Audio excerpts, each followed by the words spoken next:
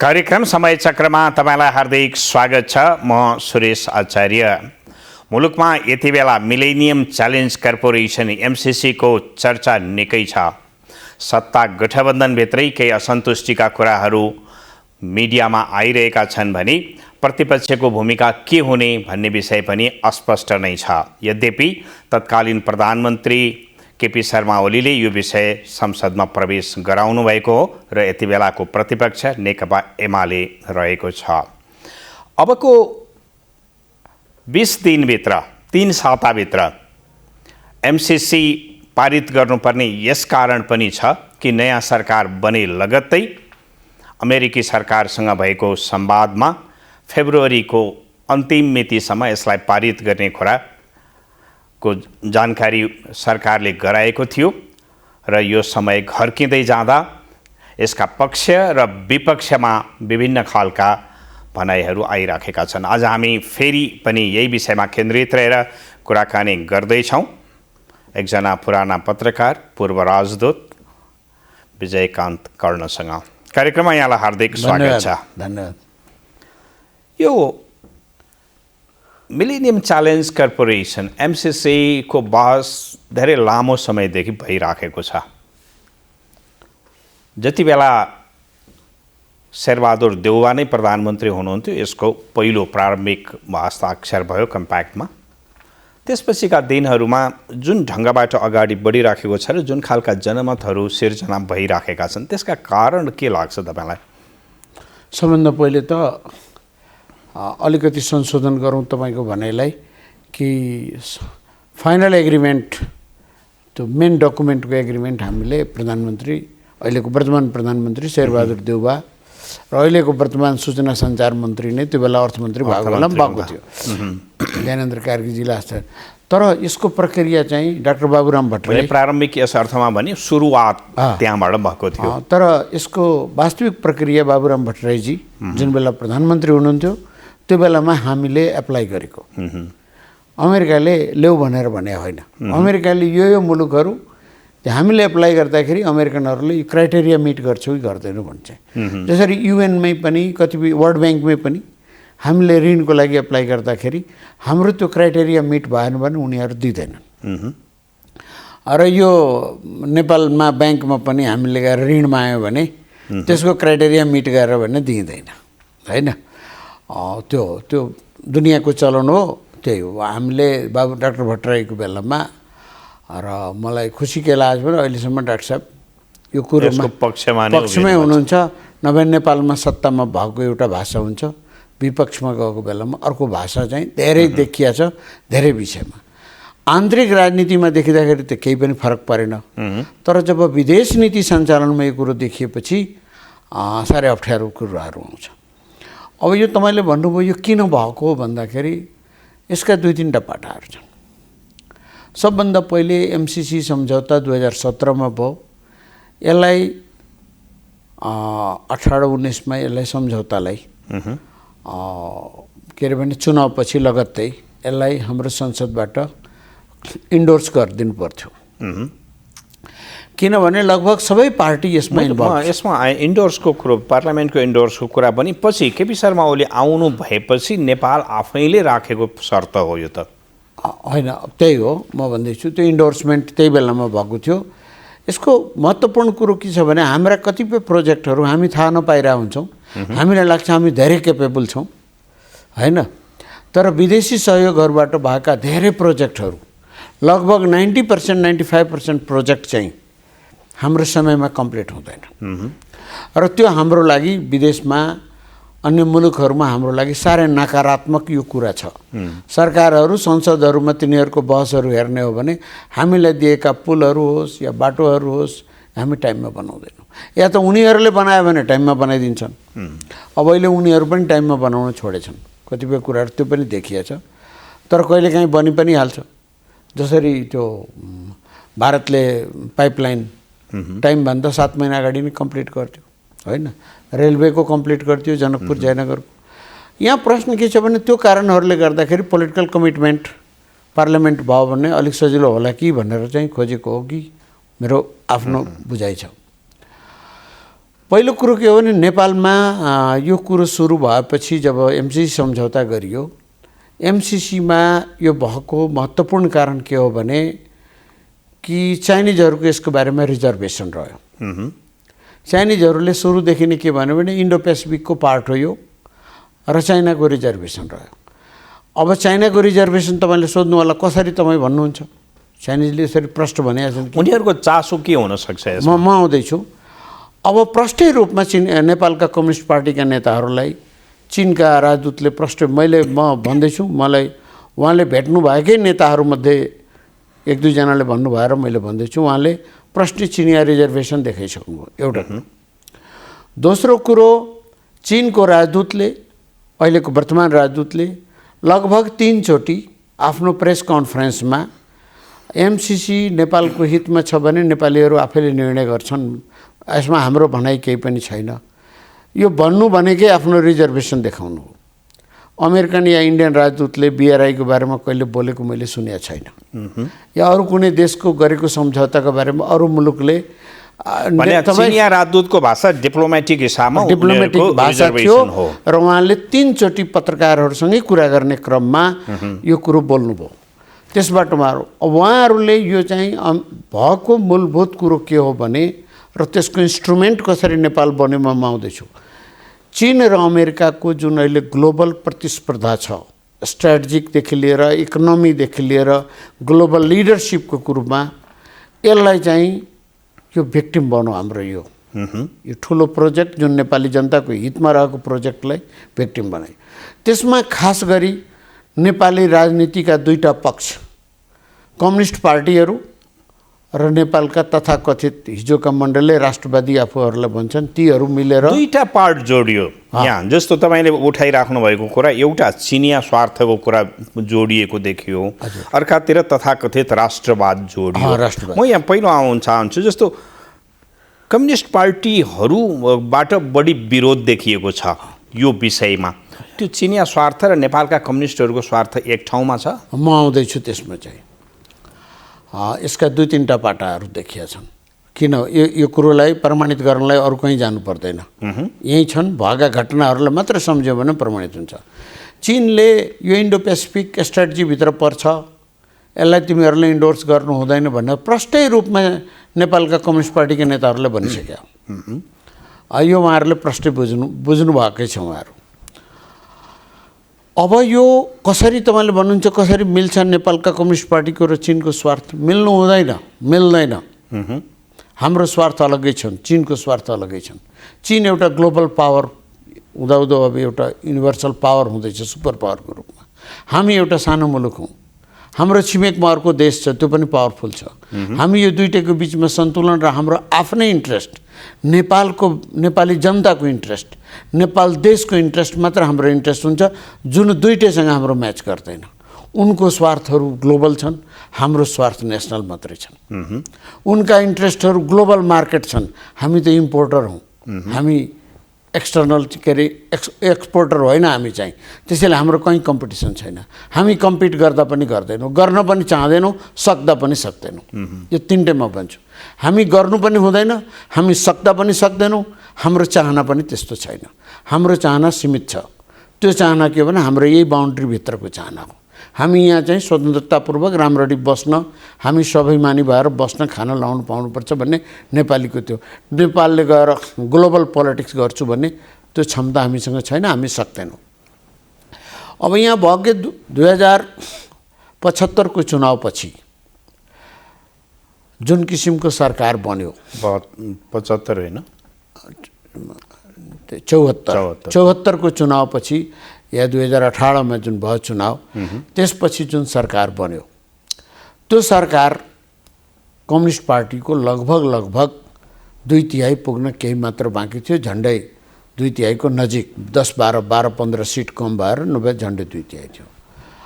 अब त्यसपछि त्यो दुईटै पार्टी एक ठाउँमा मिले पनि त्यसले चिनिया सरकार, चिनिया कम्युनिस्ट पार्टीलाई उत्साहित बनायो कि नेपालमा एउटा कम्युनिस्ट पार्टीको शासन भयो। यो सबै पार्टीहरूको चीनसँग धेरै राम्रो सम्बन्ध थियो, चिनिया कम्युनिस्ट पार्टीसँग। तपाईले 2075-74 देखि 77सम्मको याद गर्नुभयो भने कतिवटा वेबिनार, कतिवटा भिजिट, कसरी मिटिङ, त्यो कुराहरू भएका छन्। त्यसै गरी त्यही बेलामा चिनिया राष्ट्रपतिको भ्रमण भएको छ। त्यो सम्झौताहरू हामीले त्यो बेलाको भएको MOU हेऱ्यौँ भने थाहा हुन्छ। त्यसमा स्ट्राटेजिक पार्टनरसिप भन्यौँ हामी अहिलेसम्म स्ट्राटेजिक पार्टनरसिप अरू देशसँग भनेका छैनौँ। हामी रणनीतिक साझेदार भयौँ चीनसँग। खड्ग प्रसाद ओलीजीको सरकारले त्यो डिक्लेयर गर्यो। अब यो के कारणले भयो, नेपालमा त्यसमा बहस भएन, विपक्षी दलले पनि यसमा प्रश्न उठाएन र संसदमा पनि बहस भएन, अरू पार्टीहरूको बहसको मुद्दा बनेन। तर हामी रणनीतिक साझेदार भयौँ। चीनले डिक्लेयर गरिदियो हामीलाई, हामी भइहाल्यौँ। त्यसपछि हामी कतिपय कुराहरू साझा गर्न थाल्यौँ। एभरेस्टको मापन हामीले गऱ्यौँ, घोषणा दुइटै मिलेर गऱ्यौँ। कतिपय कुराहरू हिजो गर्दैन थियो, त्यो सबै गर्न थाल्यौँ हामीले। अनि चिनिया कम्युनिस्ट पार्टी र नेपालका कम्युनिस्ट पार्टीहरूको बिचमा घनिष्ठ र गहन घनीभूत छलफल, ट्रेनिङहरू हुन थाल्यो। त्यसले गर्दाखेरि यो के देखियो भने हामी एउटा एलायन्समा पार्टनर भयौँ कि भन्ने जस्तो देखिया थियो त्यो बेलामा, यदि तपाईँले याद गर्नुभयो भने। अब फर्चुनेटली अनफर्चुनेटली जे भन्नुहोस्, त्यो बेलामा कम्युनिस्ट पार्टीहरूको आफ्नै सम्बन्धहरू बिग्रेर पार्टी फुटेर गएपछि 3 टुक्रा भयो र आज परिवेश बदल्यो। तर प्रश्न के, म आउँदैछु, तर प्रश्न कहाँ छ भने त्यो युनाइटेड कम्युनिस्ट पार्टीको सरकारले, जसमा माधवजी पनि हुनुहुन्थ्यो, प्रचण्डजी पनि हुनुहुन्थ्यो, युनाइटेड कम्युनिस्ट पार्टीको झन्डै 2/3 बहुमत पुगेको, अर्थात् त्यो बेलामा उपेन्द्र यादवजी पनि सरकारमा हुनुहुन्थ्यो र 2/3 को सरकारले संसदमा पठायो त्यो MCCको सम्झौता। त्यो पठाउने बेलामा कसैले आफ्नो पार्टीमा पनि बहसको विषय बनाएन, कसैले कहीँ पनि बहस बनाएन। तर जब संसद पुग्यो त्यहाँबाट त्यो सुरु भयो। संसदबाट यो विवाद सुरु भयो र संसदमा सभामुखजीले यसलाई प्रस्तुत गर्न चाहनु भएन। त्यो बेलाका तत्कालीन सभामुख कृष्णबहादुर महाराजजीले चाहनु भएन। त्यहाँबाट अब पार्टीले छानबिन गर्न थाल्यो यसको के। अनि पार्टीमा उहाँहरूको झगडा बढ्दै गयो नेतृत्वमा। अनि नेतृत्वमा झगडा बढ्दाखेरि कुन विषयहरू, को राष्ट्रवादी र को घोर प्रतिक्रियावादी र के वादीहरू, होइन, राष्ट्रवादी र अराष्ट्रवादीको बिचमा कम्पिटिसन हुँदाखेरि यो MCC चाहिँ त्यहाँ विवादको विषय बन्यो। र जुन बेला उहाँहरूको बिचमा चरममा झगडा भइरहेको थियो एकदमै अरू विषयमा, पार्टी सञ्चालन, सरकार सञ्चालन, पार्टीको अध्यक्षको बन्ने, कार्यकारी अध्यक्षको हुने, प्रधानमन्त्री 2.5 वर्ष हुने कि 2 वर्ष हुने, यो सब जुन बेला भइरहेको थियो त्यो बेलामा MCC को विवाद त्यहाँ पार्टीमा प्रवेश गऱ्यो हाई लेभलमा। त्यही बेलामा कमिटी बन्यो र कमिटीमा यस्ता मान्छेहरू राखियो जो कि यसको सुरुदेखि नै विरोध गर्दै थिए, अर्थात् भीम रावलजी र झलनाथ खनालजी, उहाँहरू बस्नुभयो। प्रदीप गेमालीजी एज ए परराष्ट्र मन्त्री बस्नुभयो त्यहाँ चाहिँ। तर भयो के भने त्यसले गर्दाखेरि यसलाई चाहिँ यो भिक्टिम बनाएर यसको सुनियोजित तरिकाले देशभरि सुनियोजित तरिकाले पार्टीका ऱ्याङ्क एन्ड फाइलमा र सोसल मिडियाको प्रयोग गरेर र मिडियाहरूको प्रयोग गरेर, खास गरी नेसनल मिडियाहरूले पनि आफ्नो सम्पादकीयमा लेखिदिए। मलाई आश्चर्य के लाग्यो भने त्यो लेखिएको बेला सम्पादकले त्यो पुरै डकुमेन्ट पढाएको थियो कि थिएनन् भन्ने चाहिँ भनेर। भनेको एउटा राजनीतिक परिवेशका आधारमा त्यो बनाइएको। मैले अघि सोध्न खोजेको, कसैको स्वार्थसँग जोडिएका कुराहरूमा नेपालका पार्टीहरू त्यसमा त्यो पक्षमा उभिन्छन् अनि फेरि आफूलाई राष्ट्रवादी पनि दाबी गर्दै रहन्छन् र यो मुद्दालाई चाहिँ राष्ट्रघाती मुद्दाका रूपमा प्रस्तुत गरिएको छ। राष्ट्रवाद र राष्ट्रघात भनेको जुन शब्दहरू नेपालमा जुन किसिमले भएको छ त्यसको ठुलो प्राइस नेपाली जनताले पे गरेको छ। के अरे अरुण थर्डलाई राष्ट्रवादकै नाउँमा रोकिएर 18 घण्टा लोड सेडिङ हामीले भोगेको होइन। यदि त्यो 500 मेगावाट 400 800 900 कति मेगावाट छ अहिले, त्यो मेगावाट बन्या भए 95-96 मा बनिसकेर 97 सम्म बनिसके भए हामी 18 घण्टा त भन्दै, त्यो राष्ट्रवादीहरूले जवाब दिनु पर्दैन। त्यो त्यस्ता कुराहरू। प्रश्न के आउँछ भने यो अन्तर्राष्ट्रिय परियोजनाहरू आयो भने त्यहाँ राष्ट्रवाद जोडिँदो रहेछ त्यसो भए? होइन, यो पहिलोचोटि यो काम भइरहेछ। तर मलाई कहिले कहाँ आश्चर्य एउटा राम्रो कुरो के भएछ भने ठिक छ फरेन एडको बारेमा अहिले छलफल भइरहेछ तर सकारात्मक छलफल भएन। हामी एमसिसीको बारेमा यति छलफल गरिरहेछौँ यसको एक एकवटा धारा केलाएर एक लाल मसी यत्रो मोटो फाइल बोकेर मान्छेहरू हिँडिया छन्। विश्व ब्याङ्कसँग हामीले गरेको कुनै सम्झौताको बारेमा किन गर्दैनौँ? एडिबीसँग मेलाम्चीको बारेमा किन गर्दैनौँ? त्यो पनि छोडिदिनुहोस्, त्यो एउटा मल्टिनेसनल अर्गनाइजेसन हो। चीनसँग हामीले बिआरआई त्यही बेलामा गरेका छौँ 17 मा 2017 मा हामी बिआरआई पनि गरेका छौँ। त्यसको बारेमा त्यो डकुमेन्ट कहाँ छ? त्यो पब्लिक डोमेनमा खोज्नुहोस् त कसैले पाउँछ पाउँदैन। त्यसको बारेमा किन छलफल हुँदैन? त्यो डकुमेन्टमा हाम्रो खास गरी नेपालका कम्युनिस्ट पार्टीहरूले के भने गोप्य सम्झौताहरू, म त अब बिआरआई गोप्य सम्झौता हो भन्ने पक्षमा पुगेको छु। त्यसको बारेमा किन छलफल भएन भनेर त्यसको बारेमा पनि छलफल होस् न।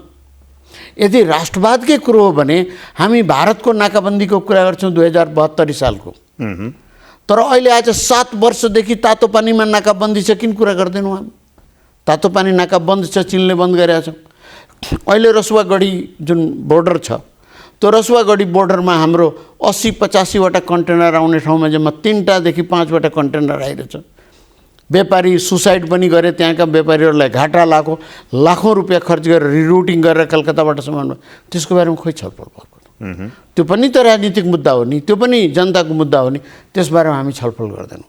एकहोरो तरिकाले खास गरी नेपालका कम्युनिस्ट पार्टीहरूले दुईटा देशलाई जुन हेर्ने दृष्टिकोण थियो, यद्यपि कि त्यो सबै पार्टीहरू त्यो देशहरूसँग काम पनि गरिरहेका थिए, तर उहाँहरूको ट्रेडिसनल सोचाइमा अमेरिकी साम्राज्यवाद र भारत विस्तारवाद त्यो सोच। तर चीनले भियतनाममाथि आक्रमण गरेको त्यो विस्तारवाद थिएन। त्यतातिर नजाउँ होला हामी। होइन, म तपाईँलाई भन्छु कम्युनिस्ट पार्टीहरूले सोच्नुपर्ने के हो भने यो सम्झौता यो सामरिक होइन, यो हामीले मागेको सम्झौता हो। हामीलाई देऊ, हामीलाई काम छ भनेर हाम्रो अबको 3-4-6 महिनाभित्रमा या 1 सालभित्रमा हाम्रा जति पनि उत्पादनहरू विद्युतका भइसकेपछि हामी कसरी भारत पठाउँछौँ? त्यसलाई चाहिँ कुन माध्यमबाट पठाउँछौँ? यो त तरकारी त होइन कि ट्रकमा हालेर पठाइदिन्छौँ। त्यसको लागि त प्रसारण लाइन चाहियो। कसैले भन्ला कि हाम्रो क्षमता छ, हामी आफै बनाउन सक्छौँ। त तपाईँलाई के क्षमता छ त्यसो भए फरेन एड बन्द गरिदिनुहोस्। म यसमा आउन खोज्दै थिएँ। जस्तो एमसिसी अहिले धेरैले कतिपय तर्क गरिराखेका छन्, यो यति 55 अरब भनेको कुरो त हामी यसरी पनि उठाउन सक्छौँ, उसरी पनि उठाउन सक्छौँ। प्रश्न त्यति मात्रै होइन होला नि, समग्र देशको विकासका लागि चाहिने बजेटको कुरा होला। भोलि यो एमसिसी रोकिँदै गर्दा अरू अनुदानहरू, अरू ऋण सहयोगहरू कति प्रभावित हुन्छ वा त्यसले फरक पार्दैन? होइन, तुरुन्तै त्यसको त केही देखिँदैन, तुरुन्तै त नहोला जस्तो लाग्छ होइन। तर एउटा कुरो के हो भने हाम्रो ट्रस्ट डिफिसिट हुन्छ। हामी माथि देशहरूले विश्वास गर्न छोड्छौँ। म तपाईँलाई एउटा कुरो, डाक्टर बाबुराम भट्टराई प्रधानमन्त्री भएको बेलामा उहाँले इन्डियामा गएर बिपा गरेर आउनुभयो। हामी यहाँ पार्लियामेन्टबाट इन्डोर्स गर्दैन, यो राष्ट्रघाती सम्झौता हो। त्यसको परिणाम के भयो भने भारतबाट एउटा लगानी पनि आएन। गिरिजाप्रसाद कोइराला पहिलोचोटि प्रधानमन्त्री भएको बेलामा र त्योभन्दा अलिकति अगाडि 46 देखि केही उद्योगहरू जुन स्थापित भए त्यसपछि एउटै पनि आएन। त्यो बिपा सम्झौता गरेर उनीहरूलाई सेक्युरिटी दिएपछि आउँथ्यो। तर प्रश्न के भने त्यही सम्झौता फिनल्यान्डसँग गऱ्यौँ। म त्यो बेलामा राजदूत थिएँ फिनल्यान्डको लागि। हाम्रो राष्ट्रघात केही पनि भएन। ठ्याक्क त्यही सम्झौता हामी भारतसँग गऱ्यौँ, त्यसमा नेपालको राष्ट्रवाद समाप्त भयो। प्रश्न के आउँछ भने यसरी तपाईँले भारत, अमेरिका या अरू मुलुकहरूसँग या अन्य मुलुकहरूसँग सम्झौता गर्दै जानुभयो र त्यो सम्झौता यो हाम्रो राष्ट्रको विरुद्धमा छ भने तपाईँलाई भोलिका दिनहरूमा डिफ्रेन्ट फोरमहरूमा, किनभने वर्ल्ड ब्याङ्क जुन हो त्यो अरू देशहरूको नै हो, हामी पनि छौँ, हाम्रो पनि अलिकति छ, तर सेयर होल्डर त धेरै छन् नि। यही मुलुकहरू सेयर होल्डर, एडिबीमा पनि तिनीहरू नै छन्, या अरू फोरमहरू छन्, युएन भयो, अरू फोरमहरू। हाम्रो ट्रस्ट, हामीलाई विश्वास गर्न छोडिदिन्छन्। अनि जब हामी जेन्युनली कसैसँग जान्छौँ कि होइन हामीलाई यो जरुरत छ भनेर भन्यो भने त्यो बेलामा हामीलाई गाह्रो हुन्छ। म तपाईँलाई सुरेशजी एउटा सानो उदाहरण दिन्छु। भर्खरै कोभिड सुरु हुँदाखेरि हामीलाई कसैले भ्याक्सिन दिन तयार भएन। भारत र चीनले अलिअलि दिए। किन्दिएन। सबैसँग सरप्लस थियो। के थियो सरकारको कारण कि दिएन? पछि फेरि सबै दिन तयार भए। सरकारको विश्वसनीयता हुन्छ, सरकारले कसरी डिल गर्ने भन्ने आउँछ। तपाईँले आफ्नो विदेश नीति या विदेश सम्बन्ध कस्तो बनाउनु भएको छ, होइन? कुरा गर्ने त सबैले कुरै गर्ने हो। अहिले त कहाँनिर छ एमसिसी भन्दा यसलाई कि स्वीकार गर्ने वा अस्वीकार गर्ने चरणमा हामी पुगिसक्यौँ, होइन? त्यो स्थितिमा सत्तारूढ पार्टी अस्वीकार गर्ने चरणमा छैनौँ, किनभने एउटा डेडलाइनको नजिक त छौँ नि हामी, होइन? त्यो डेडलाइन त हामीले दिएको हौँ, डेडलाइन। त्यसले त्यसको बारेमा अमेरिकाले फेरि थिङ्क गर्न सक्छ। तिमीहरूले यसरी दिएको थियो टाइम, उसले त चिठी लेखिसक्यो अनि उसले लेखेको छ, होइन? तर त्यसमा कुनै डेडलाइन चाहिँ छैन। मैले आउन खोजेको प्रश्न कहाँनिर हो तपाईँसँग भने अब सत्तारूढ पार्टीहरू नै यसलाई संशोधन नगरी त पारित गरिँदैन भन्छन्। संशोधन गर्ने ठाउँ चाहिँ कहाँनिर छ? के चाहिँ संशोधन हुनुपर्ने हो यो? अब यस्तो छ, संशोधन किन गर्नु पर्यो र जुन सामरिक कुराहरू, जुन मतलब तथा नाम कुराहरू, अडिटिङको कुरो निकालिया छ, सार्वभौमिकताको कुरो निकालिया छ, त्यो म्यानेजमेन्ट, त्यो गभर्न गर्ने कुरो निकालिया छ। हामी कहाँ विदेशीहरू आफैले आएर त्यो पैसा हामीलाई नदिकन प्रोजेक्ट गरेका छैनन्? गरेका छ नि त, टेन्डर गरेका छ नि त। उनीहरूले टेन्डर पाएर उनीहरू गरिरहेछ। जापानले बनाइरहे अहिले त्यो सुरुङ मार्ग के हो? त्यो भारतले बनाएको त्यो के अरे त्यो पाइपलाइन के हो? त्यो रेलवे लाइन के हो? अहिले मरिन डाइभर्सन चाइनिजले बनाइराखेको होइन, त्यो रिङ रोड जुन बनिएको छ त्यो के चाइनिजले हामीलाई पैसा दिएको थियो? हामीसँग त एग्रिमेन्ट गरेर उनीहरूले बनाएको हो नि। पोखरा एयरपोर्ट जुन छ त्यो के हो? त्यो त लोन हो, त्यो लोन र अलिकति उहाँहरूको एड पनि छ, त्यो अर्कै पाटो हो। त्यो के हो? हामी अनि त्यसको अडिट हामी गरिरहेछौँ। त्यो रेलवे लाइनको हामीले अडिट गरेका छौँ, त्यो के अरे उसको पाइपलाइनको हामीले अडिट गरेका छौँ, त्यो यो रिङ रोडको बनाएको रोडको हामीले अडिट गरेका छौँ? होइन, हामीले गरेका छैनौँ। महत्त्वपूर्ण कुरो के हो भने कि हामीलाई जसले पैसा दिन्छ त्यसको अडिट पनि गर्छ, उसले पनि गर्छ, हामी पनि गर्छौँ। हाम्रा कर्मचारी हुन्छन्, हाम्रो बोर्डमा मान्छे हुन्छन् त्यहाँ चाहिँ। त्यो यो नयाँ कुरो होइन। म तपाईँलाई अर्को बताइदिन्छु, अमेरिकासँग हाम्रो एउटा जोइन्ट बोर्ड छ, युएसइएफ एजुकेसन जुन फन्ड छ, अमेरिकाको जुन एजुकेसन फाउन्डेसन छ, त्यसमा फुल ब्राइट कमिसन छ एउटा। फुल ब्राइट कमिसनमा हाम्रो शिक्षा मन्त्रालयले पठाएको 3 जना र अमेरिकाको 4 जना हुन्छन् र त्यो बोर्डले मान्छे सेलेक्ट गर्छ। यो नौलो कुरो होइन र यो नयाँ प्रयोग पनि भइरहेको होइन। धेरै देशहरूमा यो प्रयोग भएर आएका छन्। मङ्गोलियासँग भएको सम्झौता भयो। यो विषयलाई यस ढङ्गमा उराल्नुपर्ने कारण चाहिँ के हो? प्रष्टै रूपमा आजको दिनमा मैले धेरै लामो समय हामीले यसको बारेमा अध्ययन पनि गऱ्यौँ, रिसर्च पनि गऱ्यौँ। त्यसपछि हामीले के बुझ्यौँ भने यसको बारेमा कम्युनिस्ट पार्टीहरू बाहेक अरू कोही राष्ट्रवादी होइनन्। यो देशको अरू नेपाली काङ्ग्रेसलाई चिन्ता छैन त? प्रधानमन्त्रीलाई यो देशको चिन्ता छैन त? कि अमेरिकाले आएर यहाँ कतिसम्म हुँदै नभएका कुराहरू भने अमेरिकी सेना आइपुग्छ, भोलि ब्यारेक खोलिदिन्छ। अब यस्ता कुराहरूको जवाब दिनु बहुत गाह्रो छ। कसरी खोल्छ ब्यारेक यहाँ? यो त सामरिक कुरामा प्रयोग गर्न पाइँदैन भन्ने बुझा प्रष्टै छ नि। प्रष्टै छ। अर्को कुरो के छ भने अब एउटा अर्को तपाईँलाई रमाइलो, अनि त्यहाँपछि सेना आउँछ। कसरी सेना आउँछ? कसले आउन दिन्छ सेना? म तपाईँलाई एउटा सानो उदाहरण दिन्छु। जुन बेला नेपाल द्वन्द्वबाट भर्खर आएको थियो, त्यो बेलामा युनाइटेड नेसन्सले हामीलाई प्रस्ताव गर्यो कि हामी सैनिक पठाउँछौँ, युएन फोर्स नै आउँछ, जुन अरू देशहरूमा पिस किपिङ भन्छ। चीन र भारत दुइटैले मानेनन् सेक्युरिटी काउन्सिलमा। हामी त थिएनौँ त्यहाँ। हामी हाम्रो मान्ने नमान्ने अर्कै कुरो थियो, हामी पनि मान्दैन थियौँ, तर त्यो दुइटै देशले मानेनन् र त्यो आएन यहाँ चाहिँ। युएन पिस किपिङ, युएनका जति पनि सेक्युरिटीका मान्छे अनमिनमा पनि सेक्युरिटीका पार्टमा एक्सपर्ट थिए, तिनीहरू डिजार्म थिए, हतियार लिएर कोही पनि आएन हाम्रो देशमा।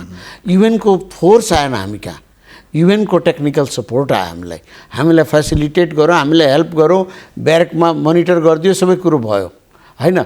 तर के भनेन हामीले ब्यारेकमा आइहाल्छ, यहाँ यो भइहाल्छ। तपाईँले एउटा कुरो के भने सामरिक प्रयोग हुँदैन र त्यसमा प्रष्टै लेखिएको छ इन्डो पेसिफिकको पार्ट होइन भनेर अमेरिकनहरूले भनिसके। प्रश्न के आउँछ भने एउटा मुलुक त्यो पनि सुपर पावर, त्यसको फरेन पोलिसीको अङ्ग इन्डो पेसिफिक पनि हो, एमसिसी पनि हो, तर कुन कुरोको कहाँ प्रयोग गर्ने त्यो देशले पो गर्छ त। रुससँग सामरिक सम्झौता थियो त भारतको, त भारतको र हाम्रो बिचमा त त्यस हाम्रो त रुससँग त्यो थिएन, कहिले पनि भएन। हामीलाई रसियन र अमेरिकन कसैले पनि कुनै दिन 45 वर्षको त्यो कोल्ड वारको बेलामा हामीलाई कहिले पनि रिफ्युलिङ गर्न पनि तिम्रो देशमा आउँछौँ त भनेनन् त कहिले पनि। भारतले त इराक वारको बेलामा रिफ्युलिङ गर्न पनि दियो अमेरिकालाई, हामीलाई त त्यो पनि कसैले आएन। हामी कहाँ सेना राख्छौँ आजसम्म कसैले प्रस्तावै गरेको छैन, र हामी कहाँ किन सेना राख्ने भन्ने प्रश्न आउँछ। अनि मान्छेहरूलाई तिब्बत हेर्नलाई यहाँ चाहिँदैन थियो, र अब सेना राखेर तिब्बत हेर्नुपर्ने जरुरत छैन। जुन बेला थियो त्यो बेलामा त प्रस्ताव गरिएन भने अहिले चाहिँ। त्यसैले यो जुन किसिमले नेपाली जनताको हित विरुद्धको जुन क्याम्पेन मैले भन्ने गरेको छ, जसले पनि गरिराख्नु भएको छ, त्यो चाहिँ बहुत गलत हो। र जुन किसिमले यसलाई गिजो लिएर जुन किसिमले एउटा अन्तर्राष्ट्रिय सम्बन्धलाई एउटा मित्र शक्ति, एउटा अर्को कुरो अमेरिकाको बारेमा बुझ्नुपर्ने के हुन्छ, अमेरिकाले कसले कहाँ के गर्नुसँग मलाई मतलब छैन। नेपाली जनताको हितमा कहिले पनि ऋण हामीलाई दिएन, हामीले सहयोगै गरिरहेको, र जति पैसा अहिले अमेरिकाले यसको लागि दिएको छ त्योभन्दा झन्डै अझ बढी 5 इयर्समा त युएसएआइडीको प्रोजेक्ट छ हामी कहाँ, त्यो सहयोग गरिरहेकै छ। यहाँ चाहिँ त्यो सब हुँदाहुँदै अमेरिकाले फलान ठाउँमा यस्तो गरेको थियो भनेर हामीले गर्छ भने चाहिँ भारतको सेना श्रीलङ्कामा गयो थियो, हामी कहाँ त आएको छैन होइन। एउटा कुरो नि भनौँ न, पाकिस्तान र उसको युद्ध, यो जति पनि कुराहरू भइरहेका छन् अफवाहका रूपमा फैलाउन, अफवाह छन्, उचालिएका छन् र तथाकथित राष्ट्रवादसँग जोडिएका छन्। तथाकथित इन द सेन्स किन भनेको भने नेपाली जनताको हितमा केही पनि छैन। प्रसारण लाइन 5 वर्षमा कम्प्लिट, 5 वर्षको डेडलाइन दिएको छ, यो गर्नै पर्छ तिमीले भन्छ। दुईटैको जोइन्ट छ, बोर्ड छ, गभर्निङ बोर्ड छ, हाम्रो पनि पैसा लगानी पनि बेला नेपालले नचाहँदा रद्द हुन पनि सक्छ, रद्द हुन सक्छ, हामी विथड्र गर्न सक्छौँ, हामी विथड्र गर्न सक्छौँ। त्यो कुरा हुँदाहुँदै कुनै पनि प्रोजेक्टबाट विथड्र गर्न सक्छौँ। हामीले आज हिजो वर्ल्ड ब्याङ्कसँग सही गरेका सम्झौताहरू पनि हामीलाई चाहिँदैन, प्रभु जाऊ भन्न सक्छौँ, हामीलाई पैसा चाहिँदैन भन्न चाहिँ। भन त मनमोहन सिंहको सेकेन्ड गभर्मेन्टले के भन्यो भने दोस्रोचोटि जब सरकार बन्यो सबै विदेशी सहयोग हामीलाई चाहिँदैन, धन्यवाद है, हामीलाई अबदेखि चाहियो भने ऋण लिउँला, तपाईँसँग सहयोग चाहियो। हाम्रो क्षमता जुन दिन भइहाल्छ, यो 55 अरबको पनि कुरो म गर्दिनँ। म कहाँ कुरो गर्छु भने या त हामीले यो सोच्नु पऱ्यो कि हामीलाई विदेशी ऋण र सहयोग केही पनि चाहिँदैन, हामी कसैसँग पनि लिँदैनौँ, हामी यति स्वाभिमानी भइसक्यो, हामी आफै सक्षम छौँ अब गर्नलाई, या त हाम्रो त्यो क्षमता हुनु पर्यो। होइन भने यदि लिन्छौँ भने उसका पनि केही कुरा स्वीकार गर्नुपर्छ, हाम्रा कुरो पनि उसलाई स्वीकार गराउनुपर्छ। हस्, कार्यक्रममा सहभागी भइदिनु हो, यहाँलाई धेरै धेरै धन्यवाद छ। कार्यक्रमको निर्धारित समय सकिएको छ, हामी सबैलाई बिदा दिनुहोस्, नमस्कार।